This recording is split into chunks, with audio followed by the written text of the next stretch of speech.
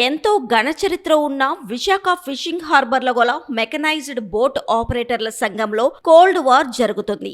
సంఘం ఆఫీస్ ఆవరణలో బుధవారం జరిగిన ఎన్నికలలో రెండు వర్గాల మధ్య వాగ్వాదంతో ఉద్రిక్తత నెలకొంది. ఈ ఎన్నికల్లో కొత్త అధ్యక్షునిగా వాసుపల్లి జానకిరాం ఎన్నికయ్యారు.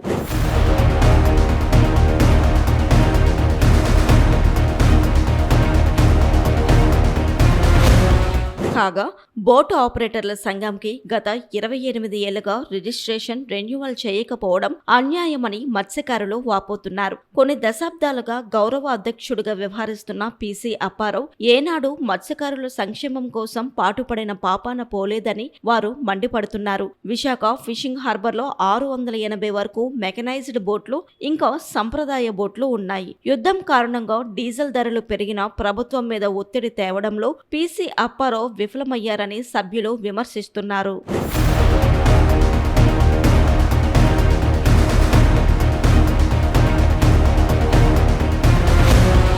ఈ అసోసియేషన్ను 1976లో ఏర్పాటు చేశారు. కాలపరిమితి ముగిసిన ఎన్నికలు జరపకపోవడం అన్యాయమని సభ్యులు ఆందోళన చెందుతున్నారు. కూటమి సర్కార్ అధికారంలోకి రావడంతో తమను ఎవరు అడుగుతారులే అనుకున్నారేమో గాని ఎన్నికలు పెట్టిన పాపాన పోలేదు. దీంతో విసుగు చెందిన సభ్యులు బుధవారం సంఘం ఆవరణలో ఎన్నికలు నిర్వహించి కొత్త అధ్యక్షునిగా వాసుపల్లి జానకిరాంని ఎన్నుకున్నారు. ఫిషింగ్ హార్బర్ ఆవరణలో సాగరమాల పథకం కింద చేపట్టిన పనుల్లో జాప్యం జరుగుతున్నా సరే అసోసియేషన్ కార్యవర్గం పట్టించుకోలేదని విమర్శలు ఉన్నాయి.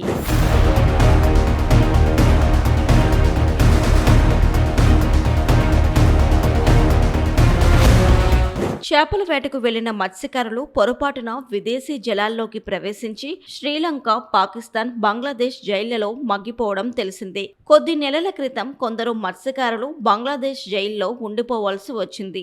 దీంతో వాసుపల్లి జానకిరాం అక్కడికి వెళ్లి అధికారులతో మాట్లాడి మత్స్యకారులను విడిపించడం తెలిసిందే. ఇలాంటి క్లిష్ట పరిస్థితుల్లో సైతం పీసీ అప్పారావు భరోసా తమకు లేకుండా పోయిందని గంగపుత్రులు విచారం వ్యక్తం చేస్తున్నారు. ప్రస్తుతం అమలులో ఉన్న చేపల వేట నిషేధ కాలంలో సర్కారు సాయం సకాలంలో అందడం లేదని మత్స్యకారులు ఆవేదన వ్యక్తం చేస్తున్నారు. వాసుపల్లి అధ్యక్షునిగా ఎంతవరకు సక్సెస్ అవుతారో చూడాలి. మరి ఈరోజు విశాఖపట్నం ఫిషింగ్ హార్బర్లో AP mechanised fishing boat operators association నూతన అధ్యక్షుడిగా సభ్యులందరూ నన్ను ఎన్నుకోవడం జరిగింది. ఇండస్ట్రీలో చాలా సమస్యలు ఉన్నాయి. మరి నాకు అప్పగించినటువంటి బాధ్యతని నేను త్రికరణ శుద్ధితో నిర్వహించి ఏదైతే అభివృద్ధి పనులు విశాఖపట్నం ఫిషింగ్ హార్బర్లో ఆగిపోయి అదేవిధంగా ఈ డీజిల్ రేట్లు కావచ్చు, బయట నుంచి బోట్లు రావడం కావచ్చు, స్పీడ్ ఇంజిన్స్ కావచ్చు, కేంద్ర రాష్ట్ర ప్రభుత్వాలతో సమన్వయపరుచుకొని నేను నాకు ఇచ్చిన అవకాశాన్ని సద్వినియోగపరుచుకొని ఇండస్ట్రీలో మంచి జరిగే విధంగా ప్రతి బోట్ యజమానికి కూడా వాళ్ళ హక్కుల్ని కాపాడే విధంగా నేను పనిచేస్తానని తెలియజేస్తున్నాను.